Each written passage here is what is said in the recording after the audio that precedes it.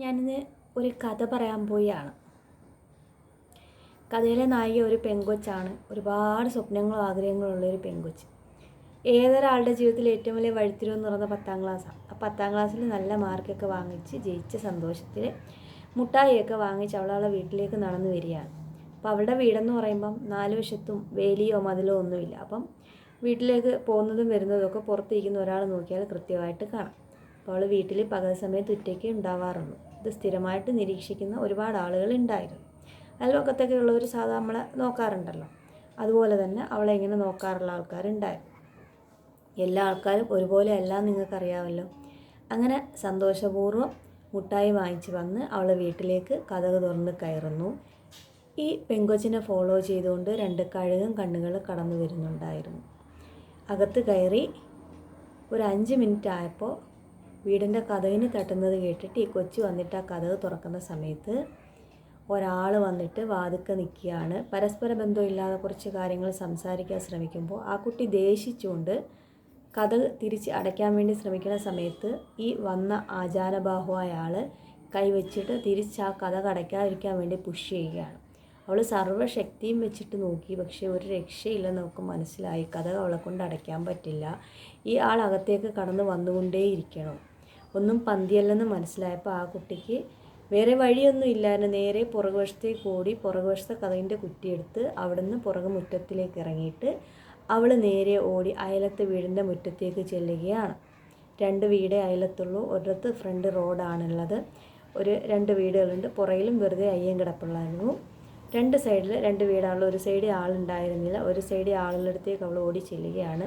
അവൾ ഓടിച്ചെന്ന് ആ മുറ്റത്ത് നിന്നിട്ട് ആ വീട്ടിലെ സ്ത്രീയോട് ഈ കാര്യം പറഞ്ഞപ്പോൾ ആ സ്ത്രീ അവിടെ നിന്നുകൊണ്ട് അവരുടെ മകൻ്റെ പേര് ഉറക്കെ വിളിക്കുകയാണ്. അപ്പോൾ ആരാണ് കടന്നു വന്നതെന്ന് നിങ്ങൾക്ക് മനസ്സിലായിട്ടുണ്ടാവുമല്ലോ. ആ അയലത്തുണ്ടായിരുന്ന 2 പയ്യന്മാരുണ്ടായിരുന്ന ആ വീട്ടിൽ നിന്നുണ്ടായിരുന്ന ഒരു പയ്യനായിരുന്നു ആ കടന്നു വന്നത്. ഈ പയ്യന്മാരെന്ന് പറയുമ്പം നല്ല സ്വഭാവക്കാരേ ആയിരുന്നില്ല.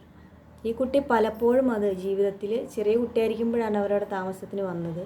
വളർന്ന് വരുമ്പോഴനുസരിച്ച് പല സ്വഭാവത്തിലെ മാറ്റം വരുമ്പോഴും വീട്ടിൽ പറയാറുണ്ടായിരുന്നു, ഇവിടെ താമസിക്കാൻ പറ്റുന്നില്ല, കുറേ പ്രശ്നങ്ങളുണ്ട്, ഒന്നുകിലും അതിൽ കെട്ടുക, എന്തെങ്കിലും ചെയ്യുക.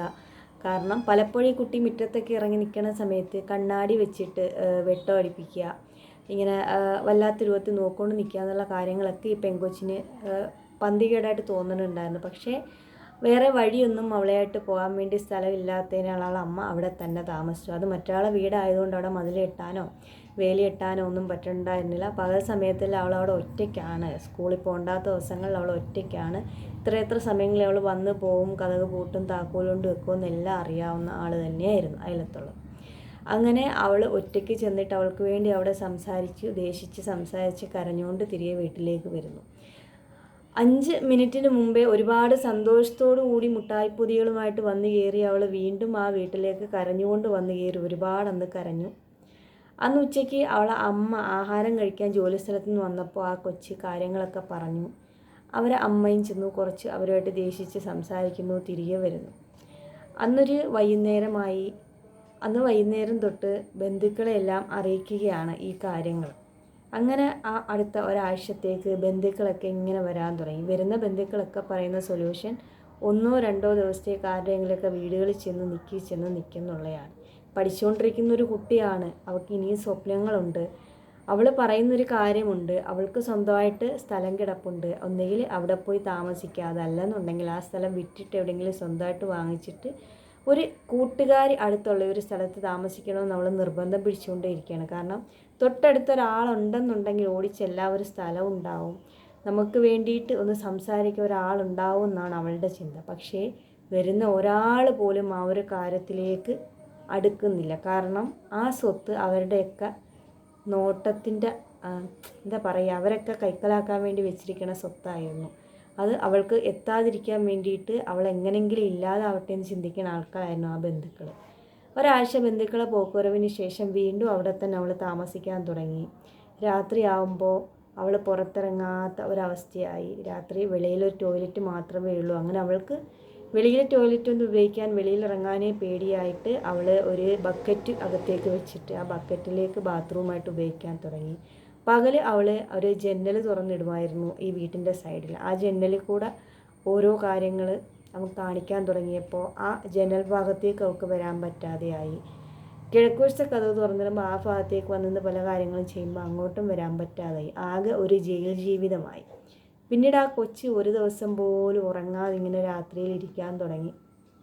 പകൽ സമയത്തായാൽ പോലും പകലും അവൾക്കൊന്ന് വീടിൻ്റെ കതക് വെളിയിൽ കൊളുത്തിട്ടാലേ വെളി ബാത്റൂമിൽ പോകാൻ പറ്റത്തുള്ളൂ. അപ്പോഴും തിരിച്ചു വരുമ്പോഴത്തേനകത്തെങ്കിലും കയറി നിൽക്കുമോ എന്നുള്ള ഒരു പേടിയിൽ പകൽ സമയത്തും അവൾക്ക് സുരക്ഷിതത്വമില്ലായ്മയായിപ്പോയി. അങ്ങനെ ആ വീട്ടിൽ അവൾ എങ്ങനെയെങ്കിലും തള്ളി നീക്കി, എങ്ങനെയെല്ലാം അവൾ വേറെ വീട് ചെറിയ വിലയ്ക്കൊക്കെ വാങ്ങിച്ച് പോകാമെന്ന് ചിന്തിച്ചിട്ടുണ്ടായിരുന്നു നുള്ളിപ്പറക്കിയ കാശിന്. പക്ഷെ അതും ബന്ധുക്കൾ സമ്മതിച്ചില്ല. കാരണം എങ്ങനെയെങ്കിലും ഇത് തീർന്നു കിട്ടട്ടെന്ന് ചിന്തിക്കണ ബന്ധുക്കളായിരുന്നു അവൾക്കുണ്ടായിരുന്നത്. അവൾക്ക് സഹോദരനുണ്ടായിരുന്നില്ല, അച്ഛനുണ്ടായിരുന്നില്ല, വേറെ ചോദിക്കാൻ വേണ്ടി ആരും ഉണ്ടായിരുന്നില്ല. അങ്ങനെ ഒരു കുറേ കാലങ്ങളോളം അവിടെ തന്നെ സ്ട്രഗിൾ ചെയ്തതിന് ശേഷം പെട്ടെന്നൊരു ദിവസം അവളെ ആ വീട്ടിൽ നിന്ന് ആ ബന്ധുക്കൾ ഇറക്കി വിടുകയാണ് ഉണ്ടായത്. ഇറക്കി വിട്ട് ആ വീട് അവർ വിൽക്കും. വിൽക്കുന്നതിൻ്റെ കൂടെ തന്നെ ആ വീട്ടിലുണ്ടായിരുന്ന സർവ്വ സാധനങ്ങളും അവർ വാരി കളയുകയും ചെയ്തു. അവിടെ നിന്ന് ഇറങ്ങി അവൾ അതിനേക്കാൾ മോശമായൊരു സ്ഥലത്തേക്ക് ചെന്ന് പെട്ടെങ്കിലും ഇവിടെ നിന്ന് രക്ഷപ്പെട്ടു എന്നുള്ളൊരു ആശ്വാസം ഉണ്ടായിരുന്നു.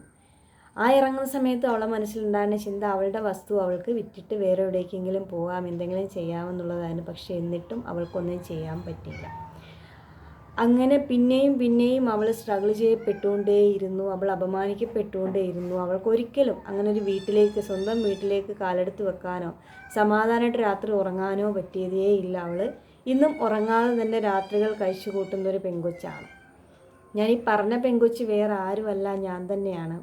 ഇതിപ്പോൾ ഇവിടെ പറയാൻ എന്താ കാരണമെന്ന് ചോദിച്ചാൽ ഒരുപാട് പ്രശ്നങ്ങൾ ഞാനിപ്പോൾ പേഴ്സണലി അനുഭവിച്ചുകൊണ്ടേ ഇരിക്കുകയാണ്. ഒരുപാട് ഗോസിപ്പ് കാര്യങ്ങൾ തന്നെയാണ് ഉണ്ടാക്കി പടച്ചു വിട്ടുകൊണ്ടേ ഇരിക്കുന്നത്. അപ്പോൾ അതിൽ ഞാൻ കേട്ടൊരു കാര്യം, ആ വീട്ടിൽ നിന്ന് ഇറക്കി വിറ്റിട്ട് ആ വീട് വിറ്റതിൻ്റെ പേരിൽ എനിക്ക് ബന്ധുക്കളോടൊക്കെ പ്രതികാരമാണ്.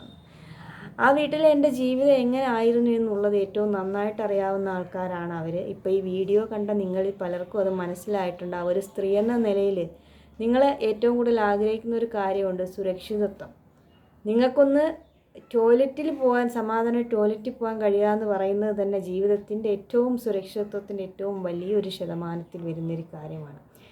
അന്ന് മുതൽ ആ കൊച്ചി ടോയ്ലറ്റിൽ പോകാതെ പലതും പിടിച്ചു വെച്ചുകൊണ്ടേയിരുന്നു. കാരണം ബക്കറ്റിൽ പോകുന്നത് അവൾക്ക് തീരെ ഇഷ്ടമായിരുന്നില്ല. ബക്കറ്റിൽ പോകുക എന്ന് പറയുന്നത് എല്ലാവർക്കും ഇഷ്ടപ്പെടുന്ന ഒരു കാര്യമല്ല ബക്കറ്റ് ഉപയോഗിക്കുക എന്ന് പറയുന്നത്. അവൾ പലപ്പോഴും പിടിച്ചു വെച്ച് പിന്നീട് അതിൻ്റേതായ ഒരുപാട് അസുഖങ്ങൾക്ക് അവളെ ചികിത്സ നേടേണ്ടി വന്നു. സ്ത്രീകൾ ഒരിക്കലും ചെയ്യാൻ പാടില്ലാത്തൊരു കാര്യമാണ് പിടിച്ചു വെക്കുക എന്ന് പറയുന്നൊരു കാര്യം. രാത്രി ആയാൽ പുറത്തിറങ്ങിയാൽ ഈ പേടി, പകലായാൽ പേടി. കാരണം നമ്മൾ പുറത്തൊരു വീടിൻ്റെ ടോയ്ലറ്റ് ഉപയോഗിക്കുമ്പോൾ പുറത്തെ കുറ്റി വിട്ടിട്ടാണ് നമ്മൾ പോവുക വീടിൻ്റെ. അപ്പോൾ ആ കുറ്റി തുറന്ന് ഒരാൾ കയറി അകത്ത് നിൽക്കുമോ ഇല്ലയോ എന്നുള്ളൊരു പേടി എപ്പോഴും ഇങ്ങനെ ചുറ്റി വരിഞ്ഞുകൊണ്ടിരിക്കും ഇങ്ങനത്തെ സംഭവങ്ങൾക്ക് ശേഷം. അങ്ങനെ ആ ബന്ധുക്കൾ പറയുന്ന ഗോസിപ്പ് എന്ന് പറയുന്നത് ഈ വസ്തു അവർ വിറ്റ്, വീടൊക്കെ വിറ്റതിൻ്റെ പേരിലുള്ള പ്രതികാരമാണ്. അവർ വീട്ടിൽ നിന്ന് ഇറക്കി രക്ഷപ്പെടാൻ വേണ്ടി നോക്കിയ എല്ലാ വഴികളും ഇല്ലാതാക്കി, സ്വന്തമായിട്ടൊരു വീട് വാങ്ങിച്ച എല്ലാ വഴികളും ഇല്ലാതാക്കി, അവൾക്ക് അവകാശപ്പെട്ടതെല്ലാം പിടിച്ച് കൈക്കലാക്കി, ഉപയോഗിക്കേണ്ട രൂപത്തിലെല്ലാം ഉപയോഗിച്ച് അവസാനം അതൊക്കെ ചോദ്യം ചെയ്യപ്പെടുന്ന സിറ്റുവേഷനിലെത്തിയപ്പോൾ ജയിക്കാൻ വേണ്ടിയിട്ട് എന്തും പടച്ചുവിടുന്ന രൂപത്തിലേക്ക് എത്തിച്ചേർന്നിരിക്കുന്നു അവളുടെ ബന്ധുക്കളെന്ന് പറയുന്നത്. ഞാൻ ഈ കാര്യം ഇവിടെ പറഞ്ഞത് എന്തെന്ന് വെച്ചാൽ ശരിക്കും എനിക്ക് സങ്കടവും വിഷമവും എല്ലാം വന്നു. കാരണം എനിക്ക് ഈ കാര്യങ്ങളൊന്നും നടന്ന് ലോകത്തുള്ള എല്ലാവരെയും പറഞ്ഞ് ബോധിപ്പിക്കാനോ കേൾപ്പിക്കാനോ എനിക്ക് താല്പര്യമില്ല. കാരണം ഞാൻ എൻ്റെ ജീവിതത്തിൽ മാറ്റി വെച്ചിരുന്ന കാര്യങ്ങൾ ആരോടും പറയാതെ ഒരുപാട് ഇതുപോലത്തെ കാര്യങ്ങൾ എനിക്കുണ്ട്. ഇത് കഴിഞ്ഞതിന് ശേഷം ഞാൻ താമസിക്കാൻ പോയ വീട്ടിൽ ഇതിലും മോശം അനുഭവങ്ങൾ എനിക്ക് നേരിടേണ്ടി വന്നു. കാരണം അത് വീടേ അടച്ചുറപ്പില്ലാത്ത ആയിരുന്നത് കൊണ്ട് അതിൻ്റെ കാര്യങ്ങളും കൂടി പറഞ്ഞു കഴിഞ്ഞാൽ എത്രത്തോളം ഞാനെന്ന് പറയുന്ന ഒരു പെങ്കൊച്ച് ഇൻസെക്യൂരിറ്റി ഫീലിനകത്ത് കിടന്ന് അനുഭവിച്ചുകൊണ്ടാണ് ജീവിച്ചതെന്ന് മനസ്സിലാവും. അപ്പോൾ അത്രത്തോളം അനുഭവിച്ച ഞാൻ എത്ര വേദന അനുഭവിച്ചിട്ടാണ് അവരിൽ നിന്ന് ഒരുപാട് ദൂരെയായി എൻ്റെ ജീവിതത്തിലൊരു വീഴ്ചയിലേക്ക് പോയെന്നുള്ളത് എനിക്ക് നന്നായിട്ടറിയാം.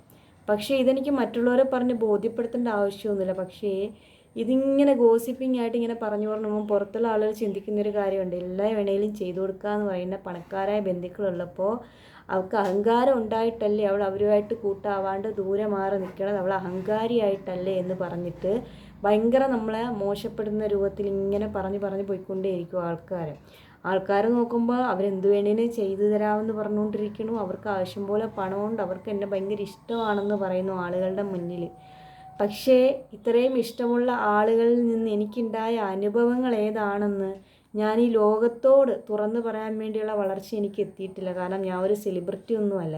എന്നെ ഒരാളൊന്ന് ഇൻ്റർവ്യൂ ചെയ്യുക അല്ലെങ്കിൽ ഞാൻ പറയുന്ന പത്രസമ്മേളനം നടത്തി കേട്ടിരിക്കാൻ ആൾക്കാർ വരികയോ ഒന്നുമില്ല. ഞാൻ ഉണ്ടാക്കി പറയുകയാണ്, എടുക്കുകയാണെന്നൊക്കെ വിചാരിക്കും. ഇന്നും ആ ഒരു സ്ഥലത്തേക്ക് നിങ്ങൾക്ക് ചെന്ന് നോക്കിയാൽ ആ വീട് ഇന്നും അവിടെ ഉണ്ട്. ആ വീട്ടിൽ അവൾക്ക് 8ാം ക്ലാസ്സിൽ പഠിക്കുമ്പോൾ ഒരു ബാത്റൂം കെട്ടിക്കൊടുത്തു. അതുവരെ ആ വീട്ടിൽ ബാത്റൂം ഉണ്ടായിരുന്നില്ല, വീട് പണി പൂർത്തിയായിട്ടുണ്ടായിരുന്നില്ല. കറക്റ്റ് 6 മാസമായപ്പോൾ ആ ബാത്റൂം ചീത്തയായിപ്പോയി. ചീത്തയായ ബാത്റൂം ശരിയാക്കൂലേ എന്ന് ചോദിക്കും. പക്ഷേ ആ ബാത്റൂം ഇന്ന് വരെ പിന്നെ ഉപയോഗിച്ചിട്ടില്ല. കാരണം അത് ശരിയാക്കാൻ പറ്റത്തേ ഇല്ല. അതിന് വേണ്ടി എന്തോ അതിന് പറ്റിയിട്ടുണ്ടായിരുന്നു.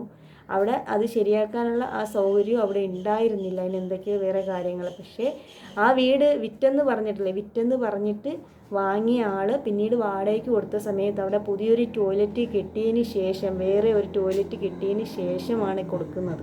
അപ്പോൾ അവൾ ചിന്തിച്ചൊരു കാര്യമുണ്ട്, ആ വാടകയ്ക്ക് വന്ന് താമസിക്കുന്ന ആൾക്കാരുടെ വില പോലും അവളവിടെ താമസിച്ചപ്പോൾ അവൾക്ക് ഉണ്ടായിരുന്നില്ലല്ലോ എന്ന്.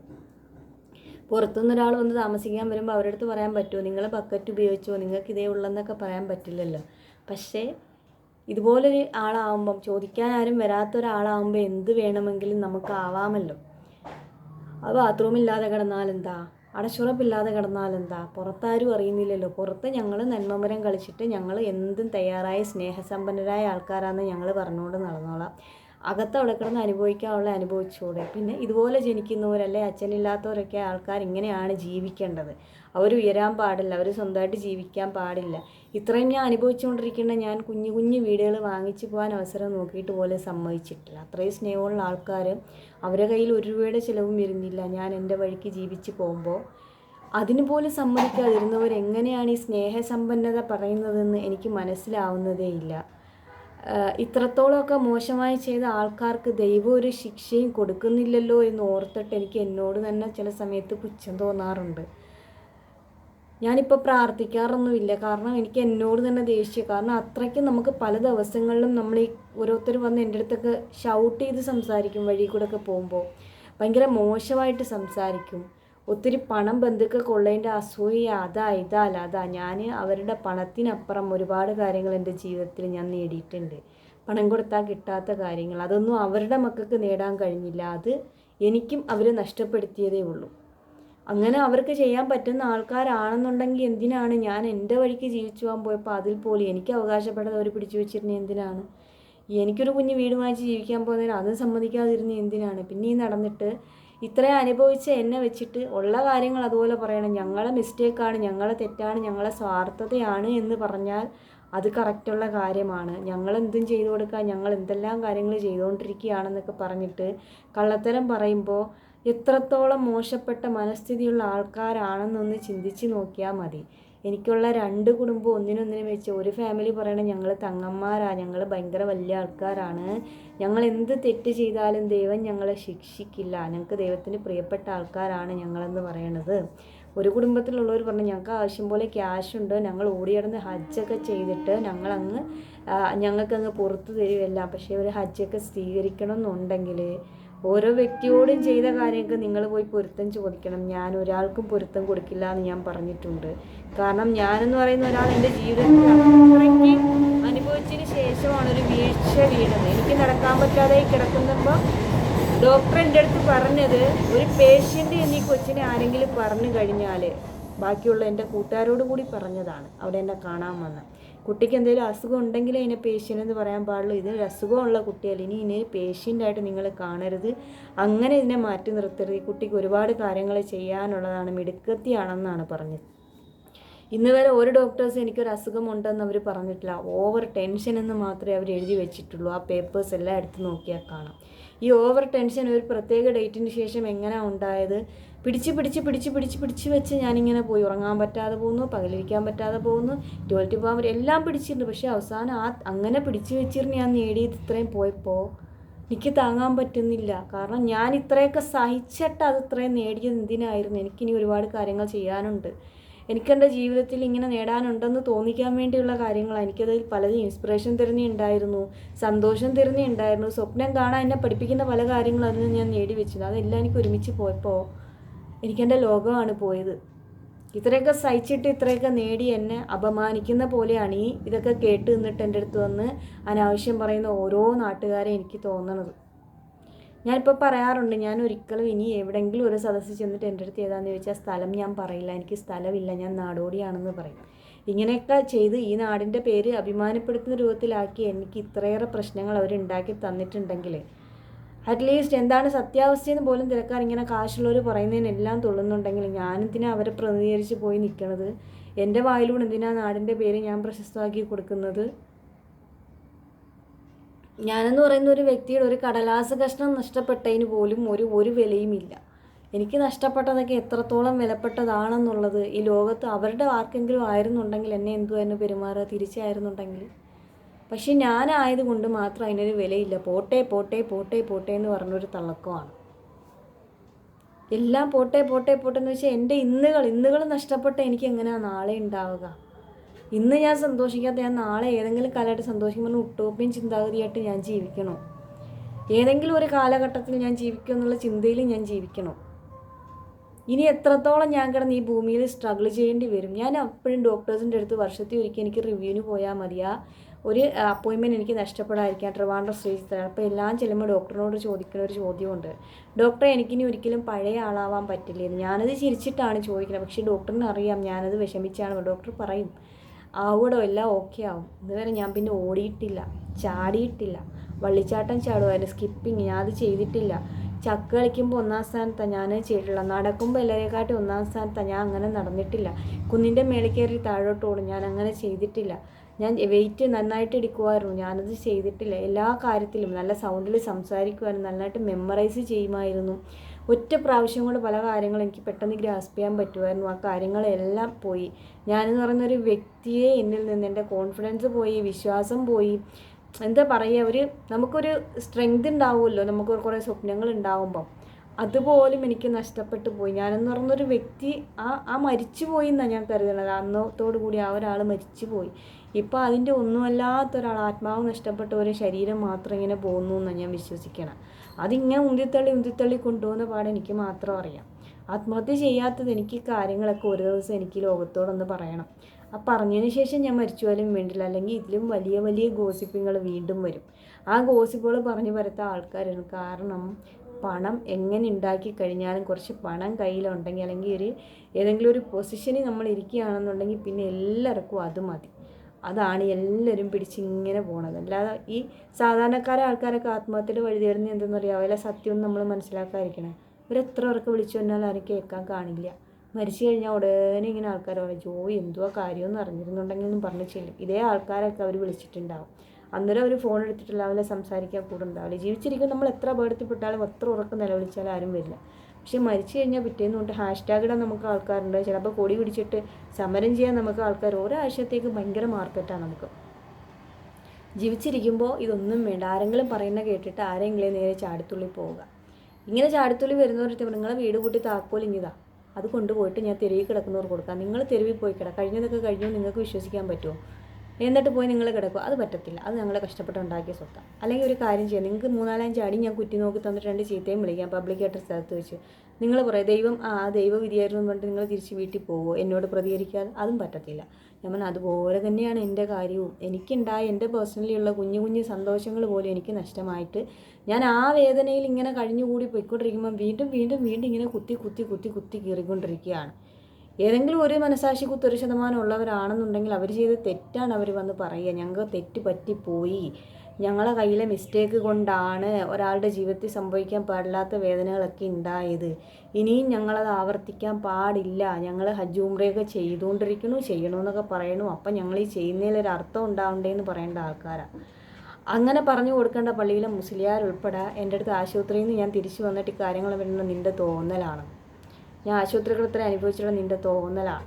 പള്ളിയിലിരിക്കുന്ന ആൾക്കാർ പറഞ്ഞാൽ നിനക്കൊക്കെ എന്താ കാശുണ്ടാക്കാൻ വേണ്ടി ഇങ്ങനെ നടക്കുകയില്ലേ, കണ്ടവന്മാരെ കൂടെ ഞങ്ങളത് കണ്ടുകൊണ്ടിരിക്കുക. അതായത് ഇത്രയും അനുഭവിച്ചിട്ട് ഞാൻ ഒറ്റയ്ക്ക് എൻ്റെ ജീവിതം വീണ്ടും കരിപ്പിടിപ്പിക്കാൻ വേണ്ടി കണ്ടുപിടിച്ച വഴിയും അവർക്ക് മോശം. എനിക്ക് ചെയ്യാൻ പറ്റാത്തേക്കാ നീ ചെയ്താൽ നീ മോശക്കാരിയാണ്. ഞങ്ങൾ ചെയ്തതിന് ശേഷമേ നീ ചെയ്യാവൂ. കാരണം നീ തന്തയില്ലാത്തവളല്ലേ. ഞങ്ങളെ മക്കൾ നേടിയതിന് ശേഷം നീ അതിൻ്റെ പങ്ക് പറ്റാൻ വന്ന് നിൽക്കണം അവിടെ കാണാൻ താഴെത്തട്ട്. പക്ഷേ നീ നേടിയിട്ട് ഞങ്ങളെ മക്കൾ നോക്കിയിരിക്കാൻ പാടില്ല. ആ ഒരു ചിന്താഗതിയാണ്. ഈ ചിന്താഗതി പറഞ്ഞ പലർക്കും അതുപോലെ കിട്ടണുണ്ട് അതിൻ്റെ ഫലം. പക്ഷേ ഞാൻ പറയാറുണ്ട്, ഇതൊന്നും പോരാ. ഇനി തലമുറകളോളം അവർ വാങ്ങിച്ച് കൂട്ടണം. എന്നിട്ട് അവസാനം ചിന്തിച്ചിട്ട് അവർ മനസ്സിലാക്കി പറയണം ഒരു ദിവസം, ഇതൊക്കെ എന്തിൻ്റെ പേരിലാണ് ഈ വന്നുകൊണ്ടിരിക്കണതെന്ന്. അല്ലേ പിന്നെ ഈ ലോകത്ത് സത്യത്തിന് വിലയില്ല, ദൈവം ഇല്ലെന്ന് നമ്മൾ പറയേണ്ടി വരില്ലേ? ഒരുപാട് ഒരുപക്ഷെ എനിക്ക് എൻ്റെ അത്രയും ഭൂമിയിൽ സ്ട്രഗിൾ ചെയ്ത ഒരാൾ, മറ്റുള്ളവരാൾ സ്ട്രഗിൾ ചെയ്യപ്പെട്ട ഒരാൾ, മാനസികമായിട്ട് ശരീരമായിട്ട് സ്ട്രഗിൾ ചെയ്യപ്പെട്ടിട്ട് അപമാനം വീണ്ടും വീണ്ടും സഹിക്കേണ്ടി വരുന്ന ഒരാൾ വേറെ ഉണ്ടാവില്ലെന്ന് എനിക്ക് തോന്നുന്നു. വേറെ ഒരാളും ഉണ്ടാവില്ലെന്ന് എനിക്ക് തോന്നിയിട്ടുണ്ട് പലപ്പോഴും. എൻ്റെ ഒരു ജീവിതകഥ പല ഏടുകളിൽ വെച്ചിട്ട് പല ആൾക്കാരും അവരുടെ ജീവിതത്തിൽ പറയുമ്പോൾ അതുമായിട്ട് താരതമ്യം ചെയ്യുമ്പോൾ എനിക്ക് തോന്നിയിട്ടുണ്ട് ഇത്രത്തോളം മോശപ്പെട്ട, അതായത് നമ്മളിങ്ങനെ മാനസികമായിട്ട് ഇത്രയേറെ തുടർച്ചയായിട്ട് ഇങ്ങനെ പഠിച്ചതിൻ്റെ പേരിലാവട്ടെ, ജീവിക്കണം എന്ന് ആഗ്രഹിച്ചതിൻ്റെ പേരിലാവട്ടെ, അവനവൻ്റെ പാട്ടിന് നടന്നതിൻ്റെ പുറകെ നടന്നിട്ട് ഇങ്ങനെ ടോർച്ചർ ചെയ്യുന്ന ആൾക്കാരുള്ളത് വേറെ ആർക്കും അങ്ങനെ ഉണ്ടായിട്ടുണ്ടെന്ന് എനിക്ക് തോന്നുന്നില്ല അത്രത്തോളം. കാരണം ഒരു കളിക്കൂട്ടുകാരിയുള്ള വീട് തൊട്ടടുത്ത് വേണമെന്ന് പറഞ്ഞാൽ അതിന് മോശം അർത്ഥം കാണുന്ന ആൾക്കാർ എങ്ങനെ ഉണ്ടാകും? ഒരു ബാത്റൂം അകത്തുള്ള വീട് വേണമെന്ന് പറഞ്ഞാൽ പറയും വലിയ വീട് വേണം. ഇതൊക്കെ എങ്ങനെയാണ് എല്ലാത്തിനും ഈ മോശം? നമ്മളൊരു TV ചാനലിൽ പോയിട്ട് വരുമ്പം ഉടനെ പറയാം ആണുങ്ങളെ കൂടെ ഉണ്ടാക്കാൻ പോയിക്കുക, കാശ് സൗന്ദര്യം ഉള്ളതുകൊണ്ട് ചാനലിൽ എടുക്കുന്നത്. ഒരു സൂപ്പർ മാർക്കറ്റിൽ പോയിട്ട് വീട്ടിലേക്ക് ഇത്തിരി കവർ നിറച്ചിട്ട് പച്ചക്കറി ഓഫറുള്ളത് നമ്മൾ വാങ്ങിച്ചുകൊണ്ട് പറയും സൗന്ദര്യം വർദ്ധിക്കാനുള്ള ഏതോ സാധനം വാങ്ങിച്ചുകൊണ്ട് വരുന്നു. വീട്ടിലേക്ക് എത്തിയിട്ട് വിറക് കവറിനകത്ത് വാങ്ങിച്ചുകൊണ്ടെന്നുണ്ടെങ്കിൽ പറയും ഒരുത്തിക്ക് കുത്തി കയറ്റാൻ വേണ്ടി ഇത്രയും ആഹാര സാധനം വാങ്ങിച്ചുകൊണ്ട് എന്തിനാണ് പോണത്? എല്ലാത്തിനും ഓരോ മോശം അർത്ഥം കണ്ടിട്ട് അതിൽ യെസ് പറയാൻ വേണ്ടി പണമുള്ളവരായതുകൊണ്ട് കുറേ ആൾക്കാർ